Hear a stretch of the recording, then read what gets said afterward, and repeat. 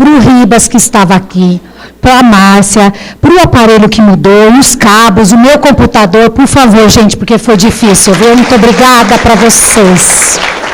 Muito obrigada. Cadê o Carlos? Muito obrigada. Muito obrigada, Karine. É verdade. Vocês assistiram Apolo 11? Quem assistiu? Aquele filme Apolo 11. É verídico. Vocês vão gostar muito, assistam. Quando dá tudo errado no final do filme, que o Tom Hanks lá está tentando resolver as matemáticas e as físicas, porque eles têm que voltar para a Terra, pelo menos eles têm que não explodir. Não concluíram a missão, mas eles tinham que não explodir. Não é esse. Aí, o pessoal que estava na Terra, claro, só os mais experts da NASA, então cada equipe tinha um chefe e tinha um chefão de tudo. Calmo, sereno, igual esses aparelhos aqui, eles não falavam nada. Calmo, sereno e tal. Aí ele chamou o chefe de cada equipe, pegou um objeto cilíndrico, um metal, um cabo, isso, aquilo, e falou assim, vocês vão montar isso aqui.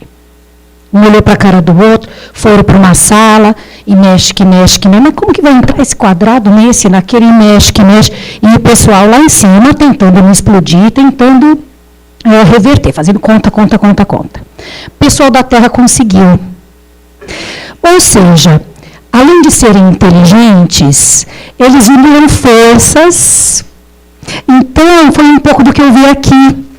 Ela sentada ali, não, mas olha o HDMI, e o fio, troca o fio, aí quebrou o aparelho. Não, busca o outro aparelho, aí o computador não está. Eu trouxe o meu, graças a Deus. Olha o computador, a bateria.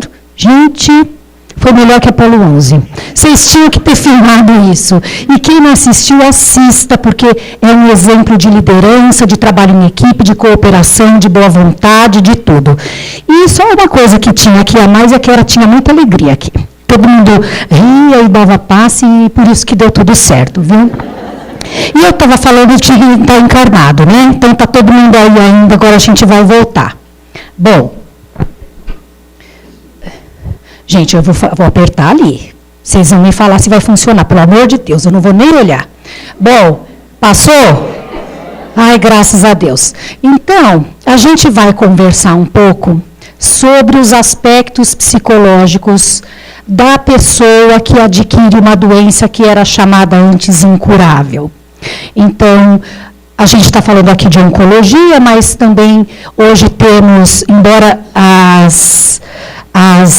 os tratamentos e as pesquisas já avançaram muito para AIDS, para câncer e para várias doenças, mas ainda tem uma parcela que chama ainda de incurável, neste sentido de ter que ter uma batalha. Tá? Então, quando vocês virem aí essa palavra, é nesse sentido que ela vai estar. Tá? Não significa que a pessoa não vá se curar. E, quando se fala de doença incurável, a primeira coisa que a gente precisa pensar aqui, que foi por isso que eu perguntei quem faz o quê, quem trabalha com o quê, ou quem gosta só do assunto, é porque a partir do momento que a gente conseguir mudar a nós mesmos, compreendendo um pouquinho, compreendendo a visão, compreendendo o que acontece com esse paciente, a gente já consegue melhorar esse atendimento ao paciente. Então, se você não é da área, não tem problema. Se você tem um bom acolhimento humano, você vai dar conta do recado, seja lá qual for a sua área de atuação. Então, essa é a primeira coisa. Não adianta saber muitas teorias, mas não saber acolher aquela pessoa. E muitas vezes, toda essa teoria não vai precisar. Você vai precisar mesmo só daquele apoio de enxugar na testa, para quem trabalha no hospital, ou de acompanhar um desencarne, ou de acompanhar um familiar que está passando por aquela situação junto com o paciente, caso esse paciente esteja bem debilitado. Então, a ideia é a gente trazer alguns temas aqui. Esse foi um trabalho feito durante o tempo que eu atuei no Emílio Ribas, que é em São Paulo. Vocês conhecem o Instituto de Infectologia Emílio Ribas? É um hospital de referência em infectologia em São Paulo. Então, ele trata as doenças infectológicas, mas também foi muito assim. Assim, melhorou? Obrigada. Qualquer coisa você me avisa. Quer que repita tudo? Ai, que bom.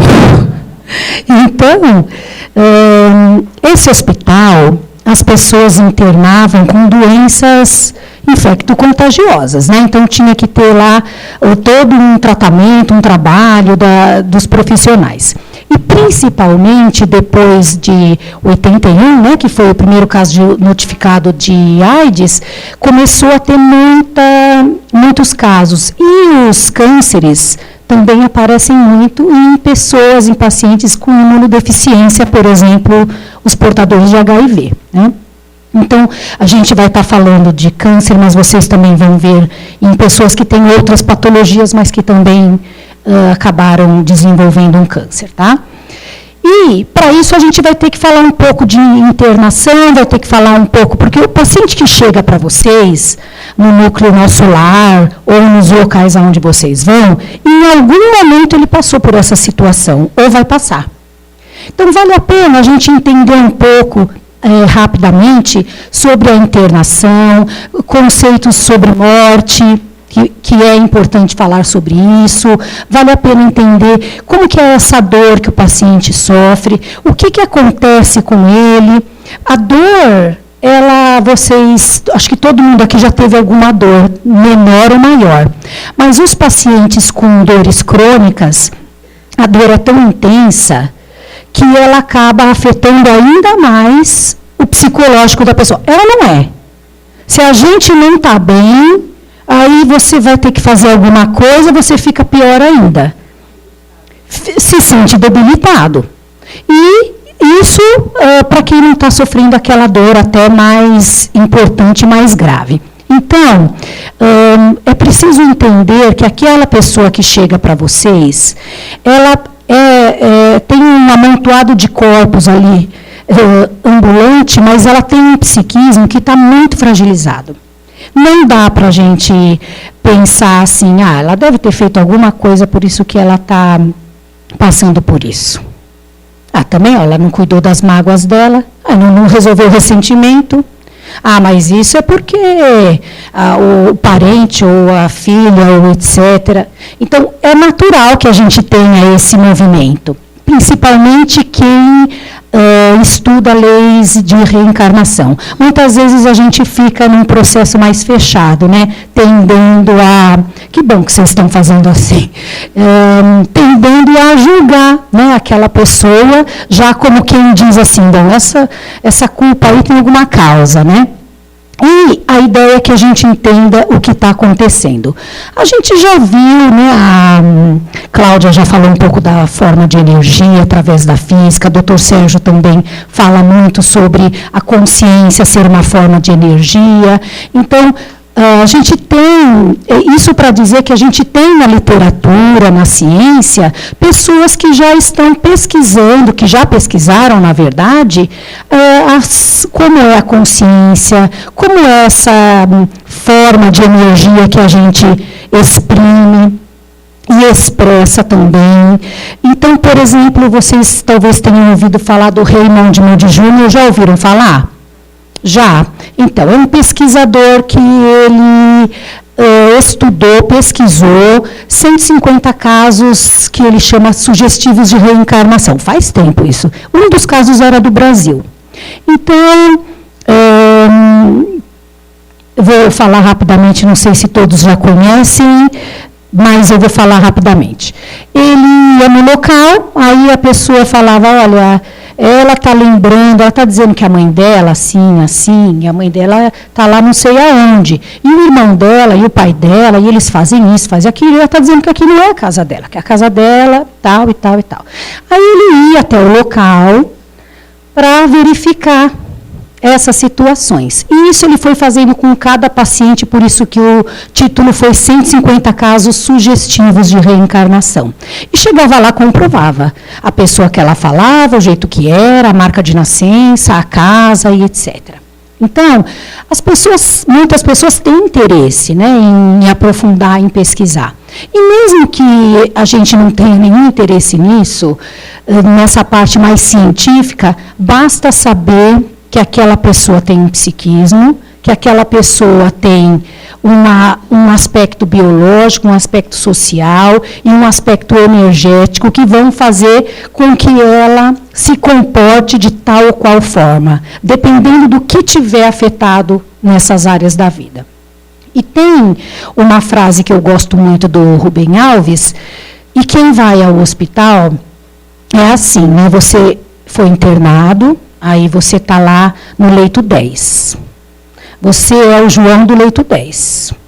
Aí, 5 da manhã, alguém vai lá para dar o banho em você. Aí você, quando pensa que você vai dormir um pouquinho, vai tomar o café. Aí você toma o café, de repente chega aquela equipe de residentes ou de profissionais que vai passar a visita. Assim que termina a visita, alguém vem e vai dizer, agora você vai tomar esse remédio. Não, agora você não vai comer, porque o raio-x ficou liberado. Então, você vai subir e você vai ficar. Aí você fica 12 horas sem comer, aí o raio-x não está liberado. E assim vai. Então, ele diz assim, a doença arromba a porta e transforma a intimidade numa sala de visitação pública. Já não é um motivo para a pessoa estar fragilizada? Não precisa nem ter câncer, né? Toda pessoa que passa por uma internação, ela já fica mais fragilizada. Ela já fica, muitas vezes, infantilizada. Porque ela é o leito 10, o leito 11. E para que a gente está falando isso aqui? Porque provavelmente a gente vai mudar isso algum dia. Né? Já vem mudando e muitos de vocês já vão encarar dessa forma, principalmente quem lida com essas pessoas. Teve uma médica, a doutora Elizabeth Kubler-Ross, quem conhece? Ai, que bom! É o melhor livro que você leu, é muito bom, né? Você leu também? A doutora Elizabeth Kubler-Ross, na década de 60, ela fez um estudo em um hospital com pessoas portadores de câncer. Então, do estudo dela, ela percebeu que aqueles pacientes passavam por algumas fases no momento que recebiam um diagnóstico de como se chamava, então, de uma doença incurável. Mas, se a gente for fazer um paralelo rapidamente, vamos supor, você é um pai de família, você tem lá os seus 4 filhos e você sustenta eles. Aí você perdeu o seu emprego. Não tem outra pessoa na sua casa que trabalha e você ainda tem que dar conta de outras coisas. Você vai ficar em choque? Alguém aqui vai ter um impacto ou todo mundo vai falar, não, tudo bem? Vai ficar em choque? Todo mundo, pelo menos de alguma forma, né? Vai ficar apavorado, né? Aí começa, não pode ser comigo, não sou eu, eu sou um funcionário exemplar, eu sou assim, como é que pode tal pessoa, o vizinho, a vizinha, o fulano que não faz nada, e por que eu? Né? Aí ele entra na fase da negação, aí dali a pouco ele começa com raiva, liga lá o amigo e fala assim para ele, olha, a gente acabou de ter uma festa aqui para confraternizar com não sei o quê. Aí ele fica com raiva. E como ele está com raiva e ele se sente injustiçado, prejudicado pela vida, ele está de mau humor em casa, com o vizinho, com quem quer que seja, e está reproduzindo aquela raiva. Aí ele fala assim, não, espera um pouquinho, já vi que esse negócio não tem volta. Deixa eu fazer um combinado aqui com Deus. Olha, se eu conseguir de novo aquele emprego, você já passou isso? Por isso você está falando assim? Se eu conseguir, quem é que nunca barganhou com Deus, gente? Não é verdade? Agora eu não precisei, porque tinha tanta gente aqui encarnada, mas a gente barganha o tempo inteiro, né? E, se eu conseguir esse emprego, eu prometo que eu mudo. Se eu conseguir um outro emprego, pelo menos, mais ou menos igual, eu prometo que eu não trato mais aquela pessoa daquele jeito. E assim vai barganhando, porque ele começa a entender que aquela situação, para aquele momento, não tem volta. Bom, até que ele chega numa aceitação, e aí a gente já vai entrar nos casos de oncologia propriamente dito. Então, a negação para o paciente, o choque que vem no início, né, quando muitas vezes aquele profissional fala, então, o seu João, está aqui os seus exames e você tem um câncer, assim, assim, assim. E aquele silêncio, né? E um olha para o outro olha para um, e não sai nada daquilo. E começa todo um processo na mente daquela pessoa que muitas vezes ela descobre uma doença por uma outra coisa. Ela foi fazer um check-up, foi fazer um exame. Ou não necessariamente ela está, nos casos com AIDS, é muito comum isso. A pessoa vai se tratar por uma doença oportunista, uma pneumonia, alguma coisa, e depois percebe que chega lá, é portador do HIV. Então, ali ele já está tendo contato.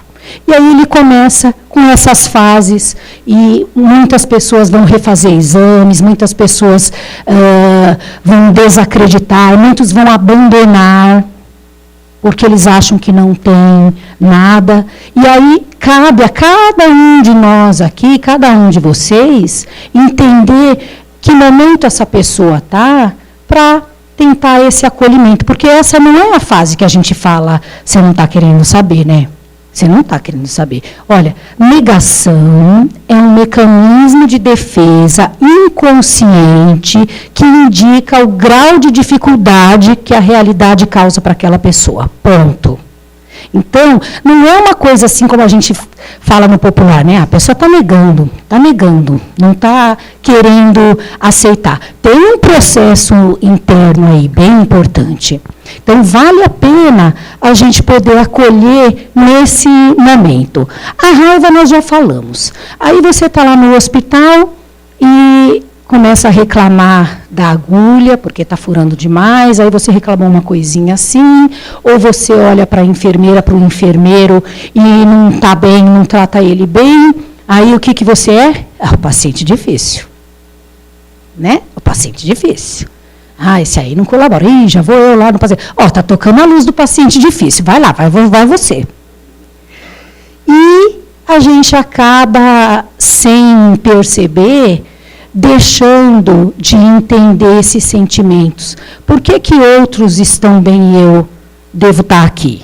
Né? Que é o que ele pensa. Muitas vezes, por que eu devo morrer? E outros vão ficar vivos? Então, são sentimentos, não significa que a pessoa também não tenha um gênero difícil, né? Pode ser que tenha. Mas a gente tem que lembrar que uma parcela daquilo pode ser em função dessas características que ela desenvolve, né? A barganha, muitas vezes, dá lugar para uma revisão da vida, mas num sentido mais ruim, né? No sentido de culpa, no sentido de isso está acontecendo comigo porque eu fiz aquilo. Não precisa nem ser também com câncer, né? Muitas vezes a gente passa por alguma situação assim e aí pensa, mas isso aí que está acontecendo comigo deve ser por aquilo lá que eu fiz. Né? E a ideia é que a gente se desprenda do passado. Mas ele ainda vai passar por uma outra fase, que é um tipo de depressão mais reativa. Essa fase requer, sim, a fala. Né? Muitas vezes a pessoa tem vários tipos de depressão, mas às vezes a gente fala, a pessoa está deprimida, ela está na cama. Isso aí não está deprimida, ela está falando, não para de falar. Mas às vezes é uma forma dela mostrar aquele sofrimento que ela está passando. Aquela aflição daquela cirurgia, tratamento, quimioterapia, tudo que vai mudar na vida daquela pessoa em tão pouco tempo.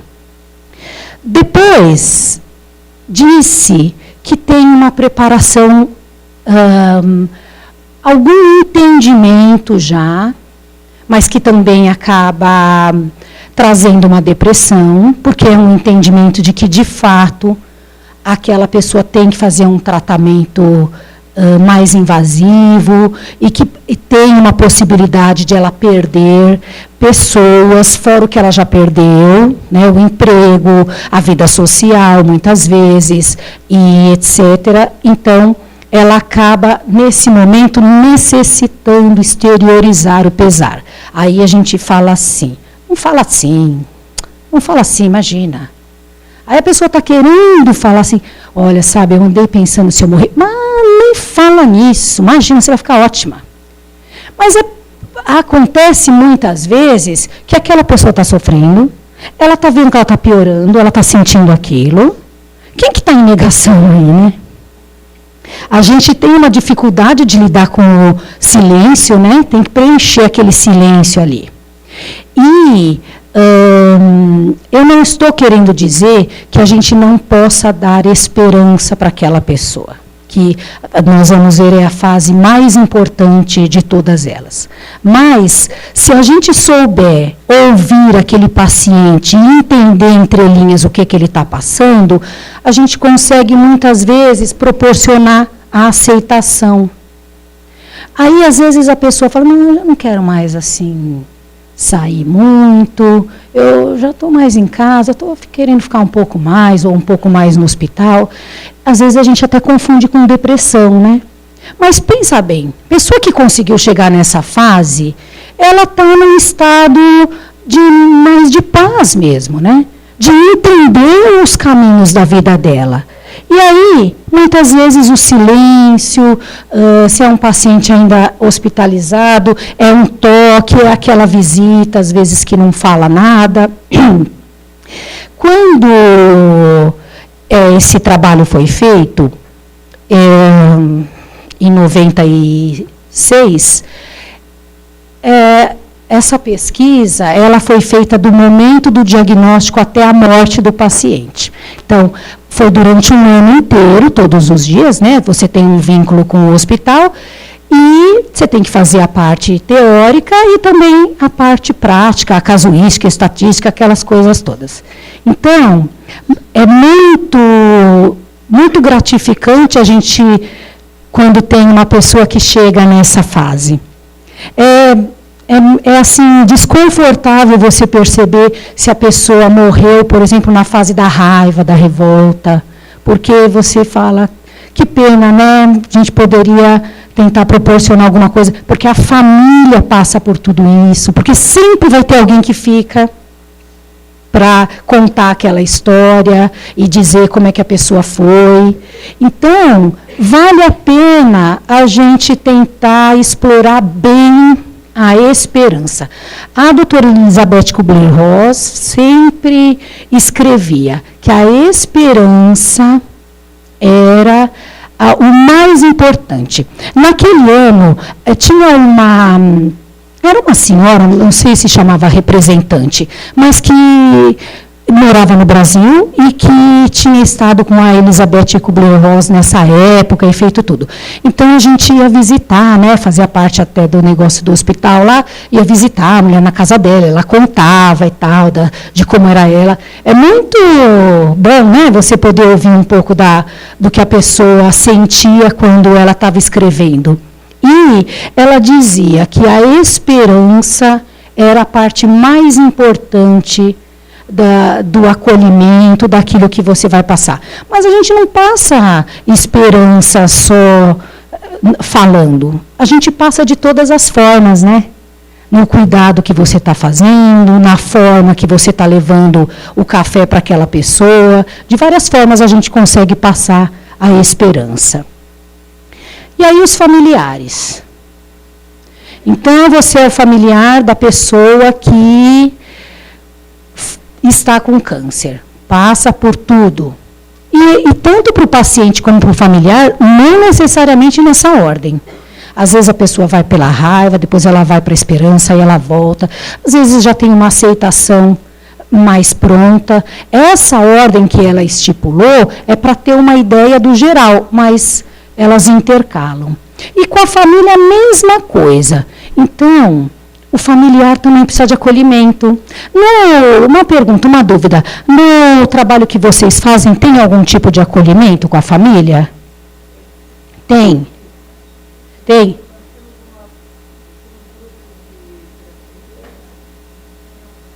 Pois não. Ah, o microfone, é verdade. Obrigada. O microfone. Nós temos grupos de terapias no nosso lar, que eles dão acompanhamento para o paciente, né? E automaticamente a família até percebe a mudança. Sim, muito. E a família também sofre, né? A gente passa por tudo isso também, viu? E tem que tentar. E uma experiência interessante é que, assim, a família que já não se dava muito bem, ou que já tinha algumas questões ali mal resolvidas com aquele paciente, se os integrantes da família não tivessem essa habilidade ou essa vontade de transformação, degringolava tudo. Família desfazia de vez. Porque vira um problema, porque tem que cuidar disso, porque vai gastar dinheiro, porque tem que levar para cá, porque tem que levar para lá, porque a fila do SUS é enorme, por quê? E aí você faz as suas coisas, outro também faz, não dá para ficar. Quem é que vai responder por isso? E era muito comum, infelizmente, não só nessa situação, mas quando também a pessoa fica idosa e depende de algum familiar. Ela não é. Quem vai cuidar dele? Aí fica um dia com um pouco com outro, um pouco com outro. Às vezes não dá para ficar com ninguém, às vezes ninguém assume. E a gente não é preparado, né, para lidar com a velhice. Agora, imagina até uma velhice com problemas mais graves, né? É para a gente pensar também, né? Como é que pode ajudar nessa situação também.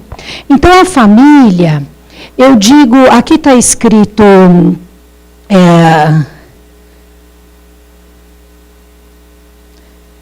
qual que é? Acho que é esse aqui. Aqui está escrito considerar a continuação da vida fora do hospital, porque tinha gente que ficava no hospital direto, né? Os pacientes com AIDS, eles ficavam muitos dias, meses, às vezes, no hospital. Tinha criança que morava, né? O segundo andar lá, que era das crianças, muitas moravam lá, né? Já eram, digamos assim, os filhos do hospital. E era importante a gente garantir, porque as mães... Também.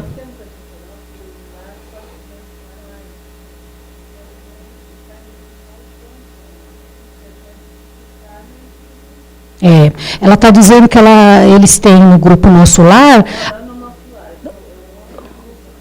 uma outra entidade. Perdão. Ela está dizendo que muitas vezes as mães morrem, né? A transmissão direta, retrovertical, era quase que fatal, né? Depois que eles começaram a transformar e desenvolver estudos para zerar o vírus, para zerar a carga viral. Mas até então tinha digamos assim, uma mortalidade maior, né?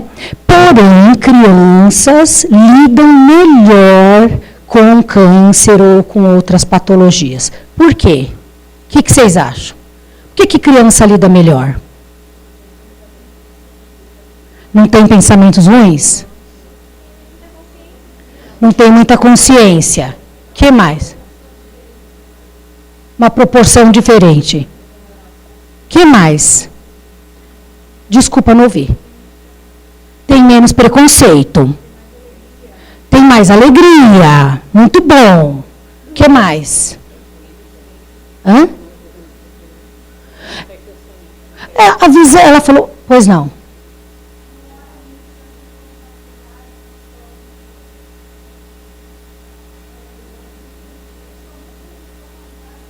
Verdade. A criança não vai se preocupar se ela tem que pagar a conta, pagar a casa e etc. Perdão. Ela consegue sonhar mais livre, tendo visão de futuro, né? Às vezes, mesmo que ela não tenha uma visão de futuro, ela também não está achando que o futuro dela vai ser ruim. Ela está pensando ali, né? Vou brincar ali. E é isso mesmo que acontecia. Ela não pensa na morte. Só quando ela começa a sofrer dores físicas ou quando o amiguinho morre, quando acontecem as coisas. E eles trabalham muito bem, essas crianças. A salinha que elas ficam, que é uma grande ludoterapia, é ali que eles falam de tudo. Falam da morte, se vai morrer, se não vai. Dali a pouco já está falando do carrinho de novo. Não tem, né, o preconceito, aquele tabu. E também elas não têm aquela coisa que, é câncer, vai morrer. Nossa, agora vai sofrer. Ela não tem, de fato ela não tem. Ela tem uma ingenuidade, uma consciência melhor, não tem os pensamentos negativos, né?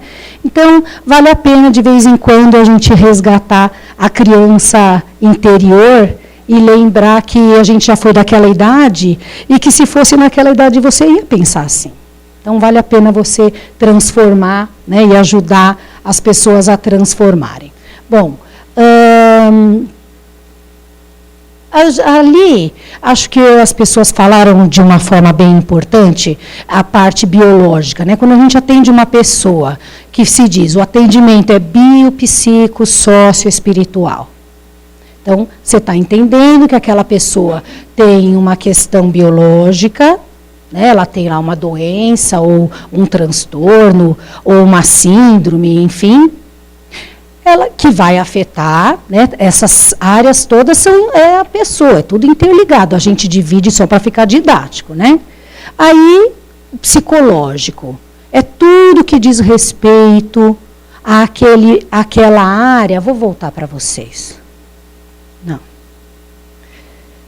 Olha, diz respeito, naquele momento, ao comprometimento que a pessoa está apresentando. E também vai dizer respeito àquilo que você quer resgatar, daquilo que não está bem. Comprometimento aqui não é no sentido de engajamento, é de comprometimento, de comprometido, tá? De deteriorado. Então, o que é o psicológico? As angústias, os medos, as reações que a pessoa tem, que todos temos. Aí, quando você está nesses atendimentos que vocês fazem, as tuas crenças, os teus medos, as tuas angústias, estão tudo ali. Né?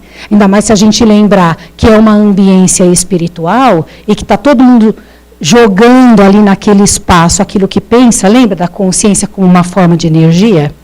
Então, está tudo ali. A gente tem que saber também que, às vezes, aquele processo não é só daquela pessoa.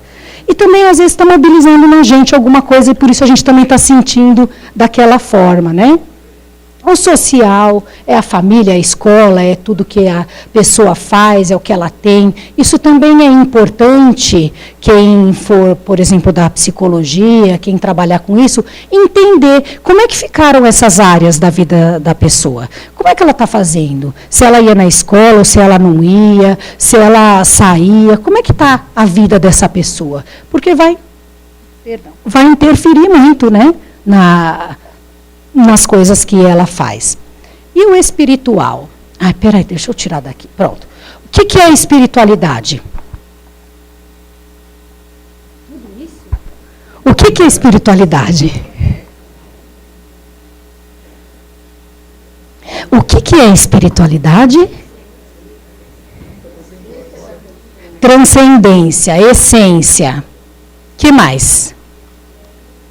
Ter fé? Ter fé, alguém falou? Eu ouvi? Que mais? Desculpa, não ouvi. Além do físico. Que mais? O que é espiritualidade? Eu não saio daqui se vocês não falarem mais. Fala. Acreditar que existe outra vida além dessa. Que mais? Transcender o corpo, conhecer a si mesmo, a conexão consigo mesmo. Tá certo agora? O que mais? Quem mais gostaria de falar? Não.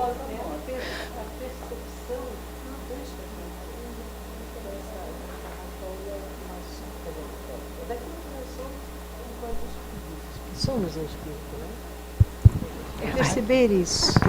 É perceber que somos um espírito. Tá. É a alma, é a essência. Então, vamos modificar. Dá um exemplo de espiritualidade.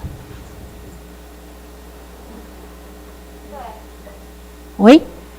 Fé. Mas dá um exemplo prático. Uma situação, uma ação que vocês falem. Estar em contato com o divino, uma oração. O que mais? Não te ouvi, desculpa. Caridade. Perdão. Então. No momento em que eu tenho, por exemplo, uma manifestação mediúnica, uma intuição ou qualquer outra manifestação, eu sinto que eu sou essa espiritualidade. Uma manifestação mediúnica é a espiritualidade se manifestando concretamente. Certo. E aí, vamos supor, eu não sou espírita, eu não entendo direito disso daí que vocês falam. Como é que eu posso manifestar espiritualidade? Bondade, caridade? Também. Né? Então, a espiritualização, que não significa o espiritismo, a espiritualização diz respeito àquela transformação da pessoa, aquela manifestação, aquele contato que ela tem com o divino, com o sagrado, a forma como ela faz aquilo. E ela vai se espiritualizar mais ou menos de acordo com as coisas que ela for fazer, não com a religião que ela frequentar. Ela pode frequentar qualquer bandeira religiosa, mas ser muito espiritualizada, é ou não é? Tem tantos exemplos aí para a gente, né? Então é muito importante a gente entender isso. Não é a pessoa, a bandeira religiosa que determina o quão espiritualizada aquela pessoa é. Por mais que ela tenha muitos anos de vida ou de conhecimento, é a forma como ela vai fazer. O Dalai Lama, quando perguntaram para ele, vocês já devem ter visto isso, porque passou muito na internet, né? Qual é a melhor religião? O que ele respondeu? Vocês lembram?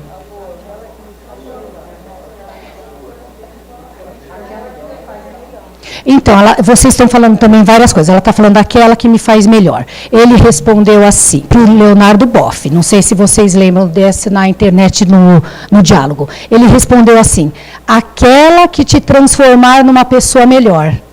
Essa é a melhor religião. Não é uma resposta maravilhosa? Né? Então, é importante a gente, quando fala assim, mas a minha esposa não é espírita, meu filho não é espírita, a minha avó, não tem problema. A questão é o que ele faz da espiritualidade dele e se está se espiritualizando. É isso que vai fazer com que a gente consiga interagir de uma forma, a caridade, né, de uma forma mais, digamos assim, evoluída, né, com as outras pessoas.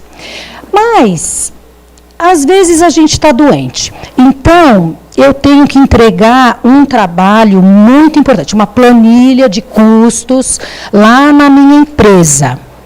E eu não fiz essa planilha. E tem que ser amanhã de manhã.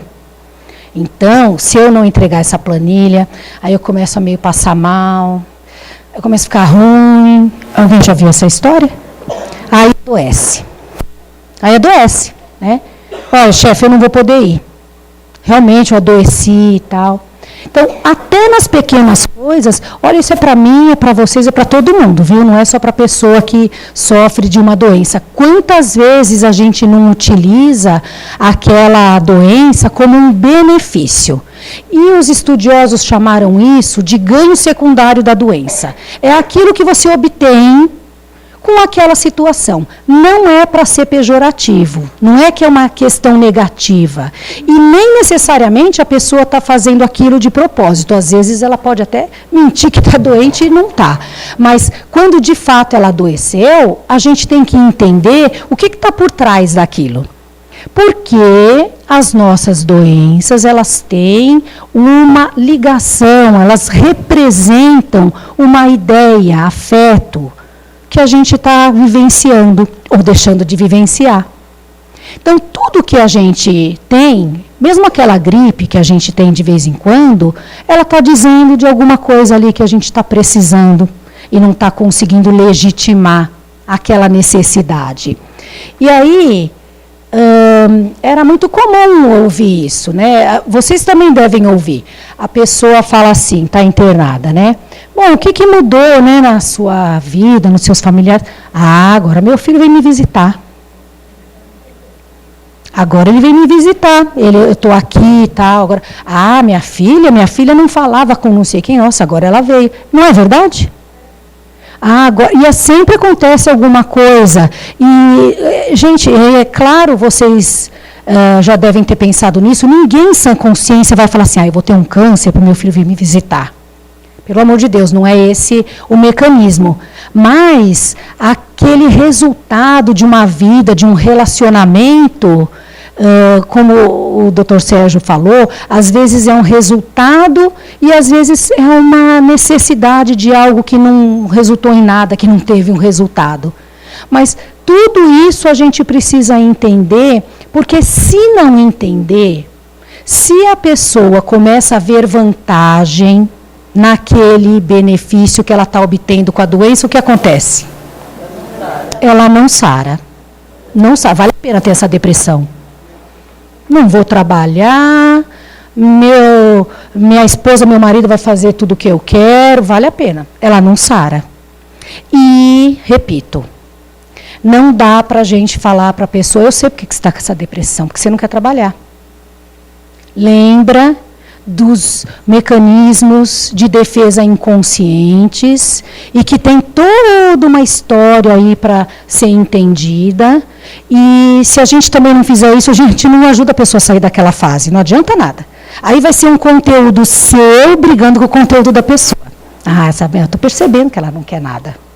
Também não vai ajudar em nada. Então, o profissional que trabalha nessa área sabe, você tem que lidar com aquilo que você sente quando se depara com aquelas situações do paciente, né? Por isso que é um aprendizado mesmo para todo mundo, né? Cada um tem uma forma para falar o que é viver. Viver é estar de bem com a minha família, viver é não sei o quê, viver é evoluir, viver é passar... Não é? Se der um papel para vocês, cada um vai escrever o que é viver para si. E talvez todo mundo, a gente junte tudo isso e dê um livro bem interessante, né? Mas, como a gente está falando daquela questão da oncologia que pode chegar à morte, quem é que consegue morrer bem? Quem que... Oi? Quem viveu bem. Quem não se deve nada, consegue morrer bem. E não é no sentido de eu vivi bem, que eu viajava de iate toda semana, eu, tive uma vida de mordomia, foi excelente. Não é isso. É a pessoa que passou pelas coisas da vida e está lidando com aquilo, está transformando, está espiritualizando e, ao mesmo tempo, ajudando outras pessoas. E aí ela começa a pensar assim, nossa, mas acho que eu não fiz isso ou aquilo, não vou ficar me devendo isso não, vamos lá, eu vou fazer. Aí começa a entrar um pouco, muitas vezes até na missão, né? Puxa, eu quero fazer isso, vou fazer isso, vou desenvolver e vou falar para outras pessoas. E por que muitas vezes a pessoa fala, olha, depois dessa doença, depois que cortou a perna, depois que perdeu o braço, eu me tornei uma pessoa melhor. Numa das coisas da conclusão, essa foi uma evidência. Muitas pessoas se tornaram melhores depois de tudo que passaram ou enquanto ainda estavam passando. Então, a ideia é que cada um reflita e veja consigo mesmo como é que anda a sua vida. Olha, aí a gente sai do rumo do paciente e volta para a gente, não é? Porque aquilo que você transformar em você, você vai melhorar na conduta com o outro. Vai vir automaticamente. E também muitas vezes a gente fica lidando lá com o outro, mas é melhor, porque assim eu não preciso lidar com as minhas coisas. O profissional de psicologia já sabe que precisa também tratar de si para poder tratar melhor o outro, né? Então fica essa dica para todo mundo. E aí eu vou falar rapidamente, sem entrar em detalhes. O Dr. Sérgio falou do Simonton. Ele era casado com essa mulher na ocasião e ele desenvolveu um método muito conhecido na oncologia, ele desenvolveu para isso, que recebeu o nome dele, o método Simonton. Então, o original, ele já teve algumas mudanças, ele tinha esse escopo. Então, a ideia é que se entendesse a patologia, o próprio paciente, se entendesse a patologia, e aí ele foi, depois de muitos estudos, criando uma metodologia que levava o paciente a visualizar, a enxergar as células dele. Num determinado momento, a pessoa desenhava aquela célula. Numa outra semana, aquelas pessoas faziam uma visualização induzida de destruir aquela célula, e aí cada um tinha uma forma. Tudo isso ele foi catalogando e resumiu naquele método, além das coisas óbvias. Olha, se alimente bem, faça exercício, durma, que precisa para todo mundo. E conseguiu muita coisa com isso. Porque de lá para cá, isso nunca mais parou de ser usado. E mesmo que não seja com esse nome, quem aqui nunca fez uma visualização? Então, quem já fez? É melhor perguntar assim, né? Ah, ainda bem. Então, a gente faz uma visualização, o seu pensamento, seu cérebro não sabe se está errado ou se está certo. Vocês sabem disso, né? Já fala tanto na televisão hoje. Ele não sabe se está certo ou se está errado. Ele vai obedecer aquela ordem. Então, você visualiza aquelas células sendo transformadas e etc, etc. E assim, ele vai, num passo a passo, eliminando as tensões e lidando também com a própria doença em si. É claro que não adianta nada fazer tudo isso se a gente não estiver fazendo alguma coisa com a vida, né? Todo dia eu vou lá visualizar, chego para casa e acaba demorando tudo. Bom, ressentimentos, todos vocês já devem ter ouvido falar em algum momento que mágoa, ressentimento, raiva, isso dá doença, hein? Cuidado que isso dá doença, porque muita gente já estudou e, de fato, isso promove uma deterioração, primeiro do psiquismo, depois vão outras áreas, até que chega no corpo. Então, a gente precisa trabalhar com o quê quando tem o ressentimento? Perdão. Né? Trabalhar com o perdão. Perdão, perdoar, não é um sentimento. É um esclarecimento da situação. Foi como foi. Você não precisa amar aquela pessoa depois, se de fato tiver acontecido alguma coisa. Você precisa entender o que aconteceu. E aí você se desvincula daquela situação. Perdoou. Se você for amar aquela pessoa, tiver algum sentimento bom, ótimo. Mas não é necessário isso. Você precisa compreender que aquela situação não dava para ser de outra forma, seja lá pela razão que foi. E aí, a gente não precisa ficar guardando o que eles chamam de lixo mental, que vai promovendo uma série de problemas.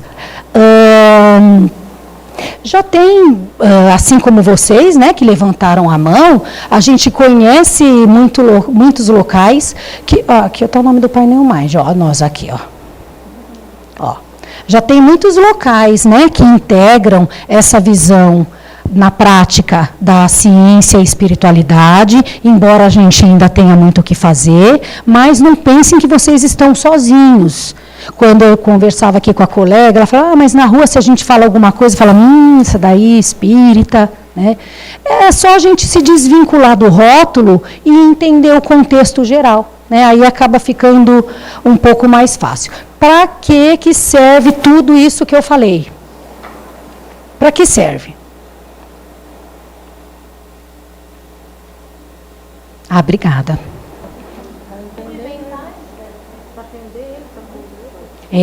Para a gente enxergar melhor. Pode falar. Para cura? Tá. Então, para a gente entender melhor aquela pessoa. O paciente, o familiar, seja quem for, né? E tem uma frase que eu gosto muito, que diz assim, é tão importante conhecer a pessoa que tem a doença quanto a doença que a pessoa tem. E quando a gente consegue fazer isso? Quando a gente consegue fazer com a gente mesmo. Quando você também já aceitou suas limitações, já teve a raiva, a barganha, o choque, e falou, puxa, esse negócio é sério mesmo. Seja com emprego, seja com doença. E isso é a vida, né? Que a gente não faz assim, amanhã eu compro na banca da esquina a barganha, no mês seguinte eu compro a aceitação. E depois junta tudo, né? A gente vai tendo que lidar com essa situação. Eu vou utilizar 3 minutos do momento de vocês, rapidamente, para a gente fazer, vou pedir para vocês tirarem as coisas do joelho, assim, ficar um pouco mais,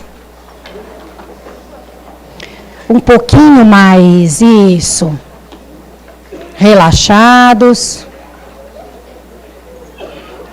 Isso, estica, quem quiser esticar, bocejar, xingar, ter raiva, mas isso não vale. Olha que beleza, gente. Maravilha, viu? Obrigada por vocês estarem aqui depois de tanta... Muito bem. Então, agora, a gente vai fazer uma vivência rápida, para talvez condensar um pouquinho disso tudo que a gente falou. Quem se sentir melhor, por favor, feche os olhos. Quem não quiser, não tem problema. E... Está muito alta essa voz assim? Que aí é difícil relaxar com, né? Então, dá para ouvir assim, gente? Não. Assim? Assim dá? Dá. Então, vocês vão fechando os olhos e vão se sentindo numa posição bem confortável. Ajeita as costas, ajeita o ombro, o pescoço, o que quiser. Mexe a cabeça, vê se está tudo bem confortável na medida do possível. E agora, por alguns momentos, vocês vão lembrar de vocês sentados nessa cadeira. Perceba como está o seu apoio das pernas, das costas. Perceba como estão os ombros. Você vai tendo uma percepção de si. Se tem algum local que está doendo, você relaxa um pouquinho. E agora você vai trazer à mente uma situação conflituosa da sua vida, que você gostaria de resolver num relacionamento, sem se deter muito à cena. Traz mentalmente essa situação. E diante dessa situação, você vai examinar o que aconteceu. Qual foi a sua participação nisso tudo que aconteceu? Qual foi, talvez, a parte do outro? Começa a examinar a situação. Como poderia ser diferente? O que você talvez poderia fazer? Mesmo sem saber o que o outro faria, ou mesmo se você tiver certeza do que o outro fosse fazer. O que você poderia fazer de diferente nessa situação? E aí você começa a enxergar um pouco melhor a situação. E agora você vai praticar um pouco do perdão. Para você nessa situação, para outra pessoa. Entendendo que a vida é uma via de mão dupla. Então, sempre há uma parte que cabe a você em tudo. E ainda nessa cena, você vai se visualizando numa ação melhor, numa fala melhor, numa prática melhor.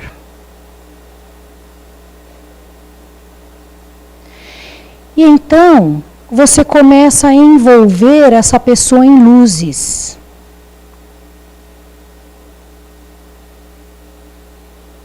E essa pessoa vai ficando completamente envolta em luzes. E aí você estende essa redoma de luz para você. Então você e essa pessoa estão dentro da mesma redoma de luz. E aí você vai percebendo que aquele problema vai começando a se dispersar, como se fosse uma nuvem negra que vai ganhando espaço e o universo.